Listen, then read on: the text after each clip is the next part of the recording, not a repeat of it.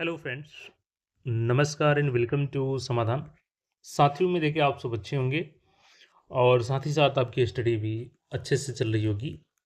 BTSC Bihar तकनीकी सेवा आयोग, बिहार टेक्निकल सर्विस कमीशन 8,938 पदों के लिए बिग अपॉर्चुनिटी है वुमेन कैंडिडेट्स के लिए।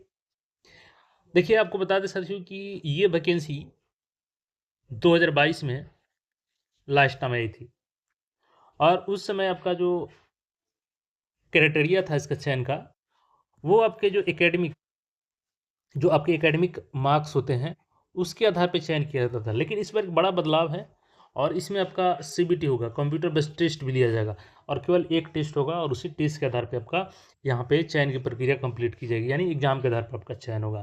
तो 8,938 पदों पर। और एक और बात आपको बता दें कि इस पोस्ट के लिए ये वैकेंसी पहले ही आ गया रहा था।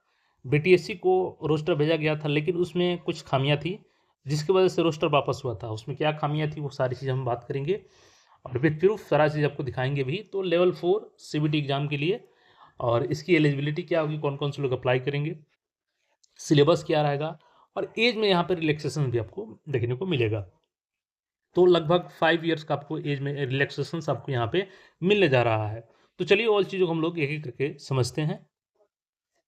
सबसे पहले देखिएगा यहाँ पे तो अमरेंद्र कुमार माननीय सदस्य, बिहार विधानसभा द्वारा पूछा जाने वाला तारांकित प्रश्न।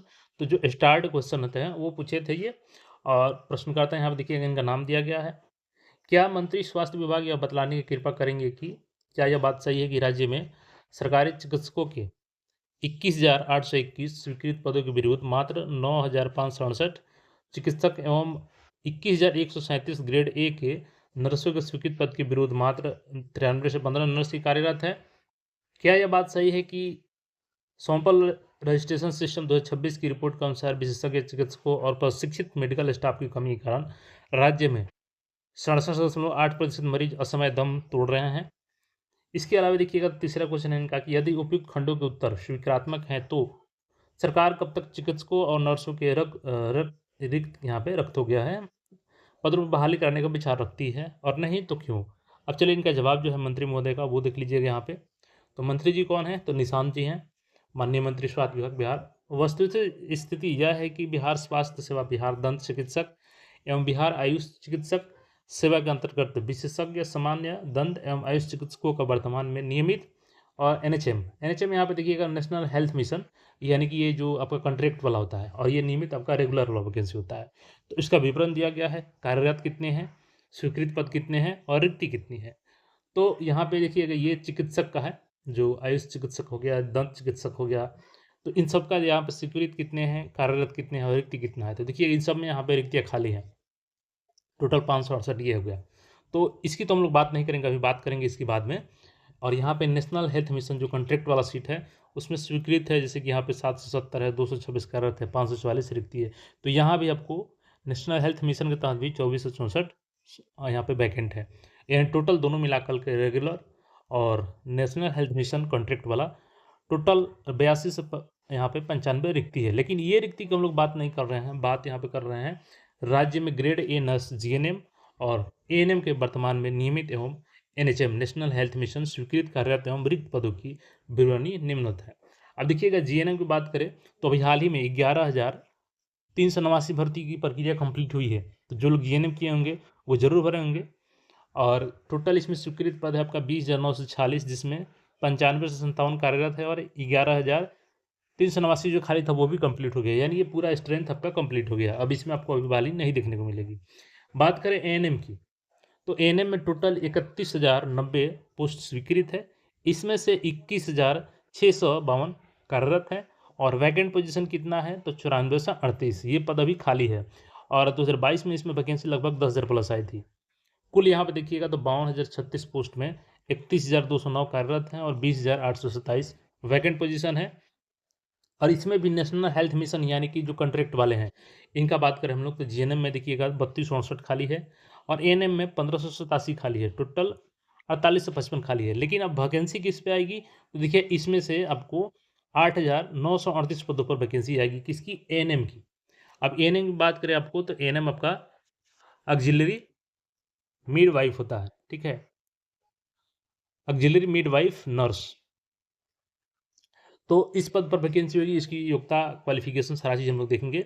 और जैसे मैंने बताया कि महिलाओं के लिए बिग अपॉर्चुनिटी है, तो 8,938 पदों के लिए महिलाओं के लिए यहाँ पे एक अच्छी अपडेट है आपकी नौकरी के लिए। देखिएगा, बिहार तकनीकी सेवा आयोग से प्राप्त अनुशंसा के आलोक में हाल ही में 11 से 26 विशेषज्ञ चिकित्सकों एवं 606 सामान्य चिकित्सकों की नियुक्ति की गई है।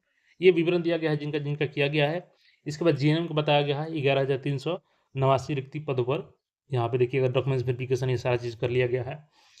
अब यहाँ पे देखिएगा तो एएनएम जो जिस पे भर्ती आएगी, ऑक्सिलरी नर्स मिडवाइफ के कुल 89 से 38 पदों पर नियुक्ति हेतु सामान्य प्रशासन विभाग बिहार पटना के माध्यम से बिहार तकनीकी सेवा आयोग पटना को अधिसूचना भेजी गई है। तो ये पहले ही अधिसूचना गई थी, लेकिन बिहार तकनीकी सेवा आयोग द्वारा आरक्षित वर्ग दिव्यांग सहित के बैकलॉग के पद की, जो मतलब रिजर्वेशन वाले पद है उसमें, तो उसमें जो बैकलॉग सीटें होती हैं, चाहे वो दिव्यांग की हो या आरक्षित वर्ग की हो, की गणना के बिंदु पर परामर्श मांगी गई है। उसमें कुछ उनको लगा होगा मिस्टेक, तो वो परामर्श मांगे हैं, जिसके आलोक में पुनः नए सिरे से रोस्टर गठन की कार्रवाई की जा रही है।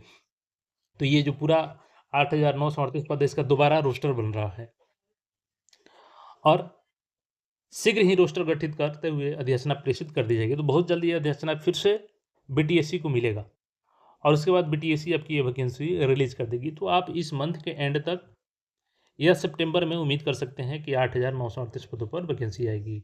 अब इस पर कौन कौन से लोग एलिजिबल होंगे, क्या क्वालिफिकेशन होगी, वो चीज़ भी बता देते हैं। देखिए, वैकेंसी लास्ट टाइम कब आई थी? 2022 में आई थी, ठीक है। और क्वालिफिकेशन इसका क्या होता है, तो वो चीज़ बता देंगे। इसकी सैलरी क्या होती है, देखिए 24 ग्रेड पे की होती है, लेवल 4 की वैकेंसी होती है, ठीक है। उस समय भी देखिएगा तो 10,709 पदों पर वैकेंसी आई थी।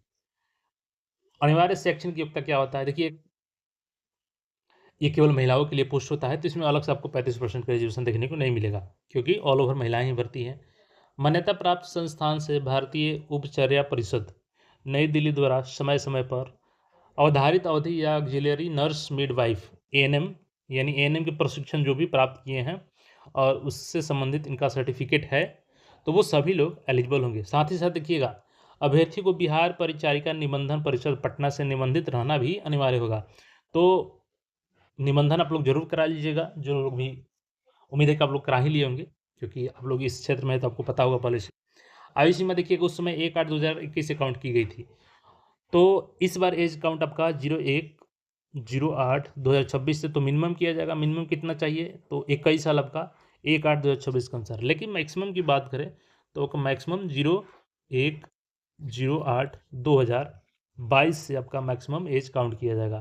तो मैक्सिमम आपका जनरल का फीमेल का 40 और बीसी फीमेल का 40 और SC/ST फीमेल का 42 साल यहाँ पे एज लिमिट रहेगा। तो अगर 1/8/2022 के अनुसार भी आप इस मैक्सिमम कैटेगरी में शामिल हैं, तो आप इस फॉर्म को जरूर भरिएगा और 21 साल मिनिमम आपका 1/8/2026 के अनुसार हो जाना चाहिए। तो ये एज लिमिट हो गया।